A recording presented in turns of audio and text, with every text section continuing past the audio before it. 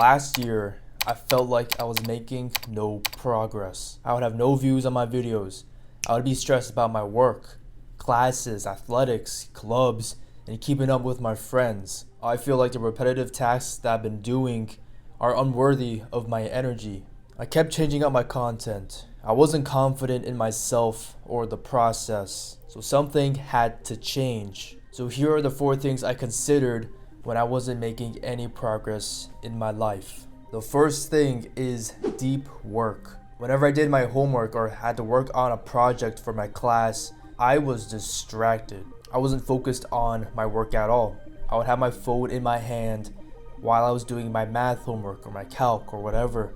I was distracted, and the device in my hand, my phone, was taking up a lot of my attention because all I wanted to do was look at my emails, look at my texts that my friends or my family members have sent me. And instead of focusing my energy on the homework, I would just focus on the device. Hours would go by and I'd be like, damn man, I just spent 3 hours on this assignment, but nothing has been done.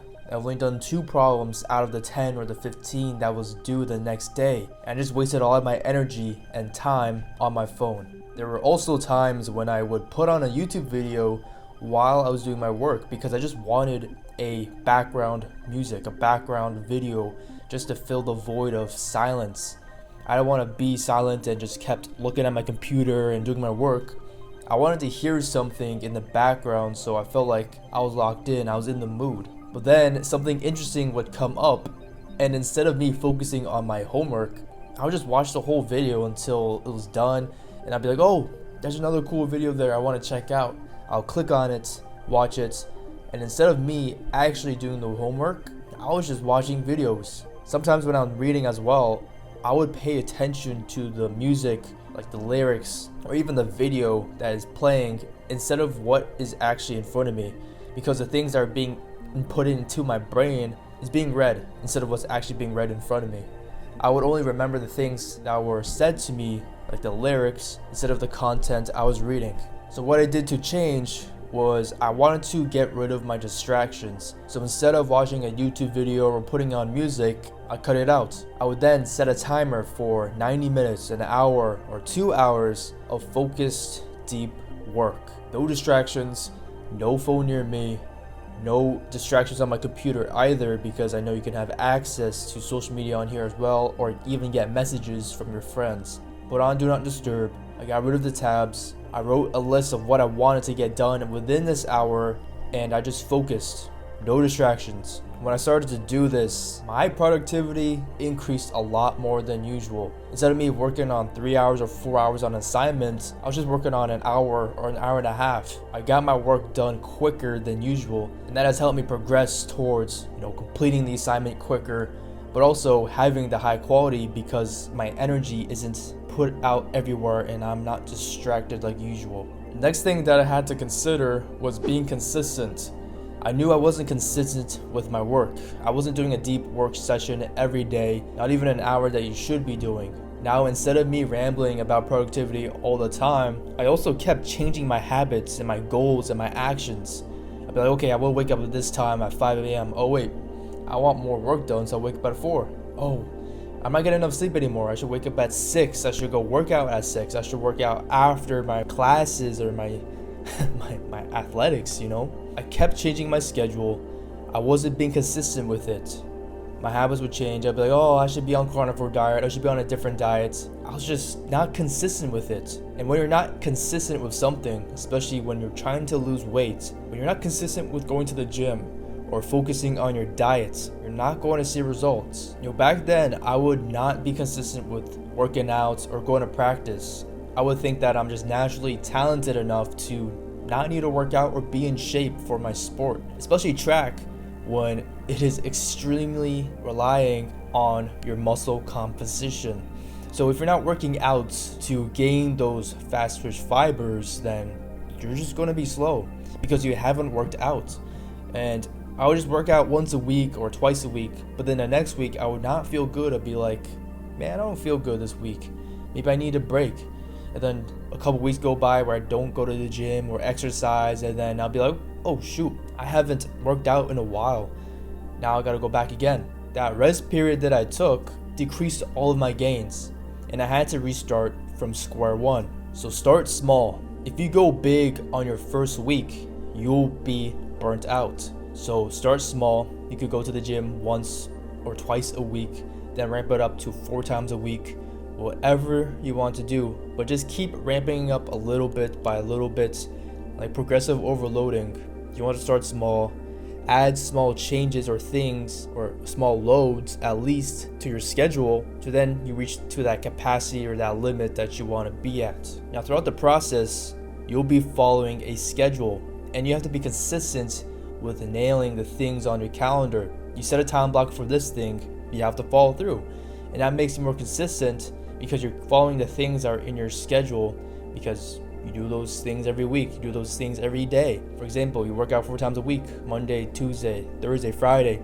You know those days are when you go to the gym. And I know there's days where you don't feel like going to the gym. You come back home and you're just tired. You don't want to go outside again to your car or walk to the gym because you just feel bad. But if you want to stay consistent and make progress towards your goal, you have to neglect your feelings. You have to follow the schedule that you made, because consistency is the only way it will take you closer to your goals and make progress in your life. Alright, the next thing that you have to do is you need aligned goals. Back then, I didn't have aligned goals at all. I would eat junk food after I worked out. I thought working out wasn't enough, and I didn't think that my diet or the things I was consuming and fueling myself with was important. And eating junk food or things that aren't good for you and working out are pretty contradictory. And within the productivity space, I would reward myself with content like watching a video or watching a movie or some TV show before doing work.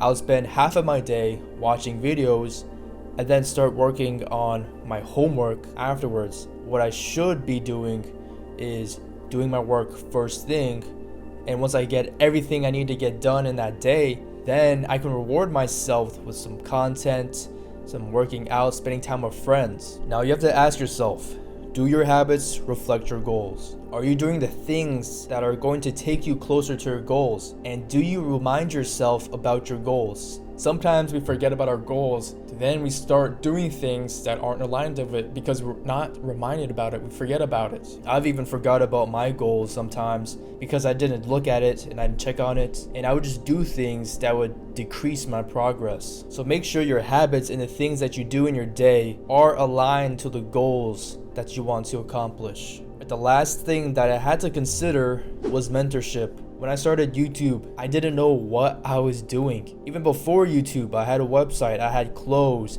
I wanted people to get faster, to get healthy, to work out. I had a website all about that. I made training programs. I stopped doing it because I didn't feel like it was worth my time, but I also didn't know what I was doing. And once I started making short form content and then now YouTube, I still didn't know what I was doing. I was making a lot of mistakes. It's been taking me a while for me to make progress. I've been here for about 3 years already because one, I wasn't consistent enough. I wasn't confident in myself, but I felt like I had a lack of direction because I kept making mistakes along the way. But now I look at other YouTubers' videos where I consider them as mentors because I can see what they're implementing in their videos, where they're saying, how they frame things, how they plan things. That helps me at least find a direction on where to take my videos. If you are not in the content creator space and you're in something else like engineering or even sports, find a mentor in person. A mentor is there to help you closer to your goals, to accomplish what they accomplished, and to help you avoid making the same mistakes that they did. They should also be there when you need advice or you want help on something, and they're there along the way. That's something I wanted to have in track and field, especially because there's a lot of things that go on. You don't know what to do in your training or what to do or what to eat. So the best thing is to find a mentor, and I found a virtual mentor, at least on Instagram, with Aaron Brown, where he at least helped me answer some questions and avoid some of the mistakes that he made or he has seen, so then I would avoid it as well. So find a mentor who's a couple of steps ahead of you and who has accomplished what you're trying to accomplish. Alright bro, thank you for watching. If you're new to the channel, my name is Kensei. I post twice a week, and if you're cool with that, subscribe right here. And guess what? YouTube recommended you this video to watch next.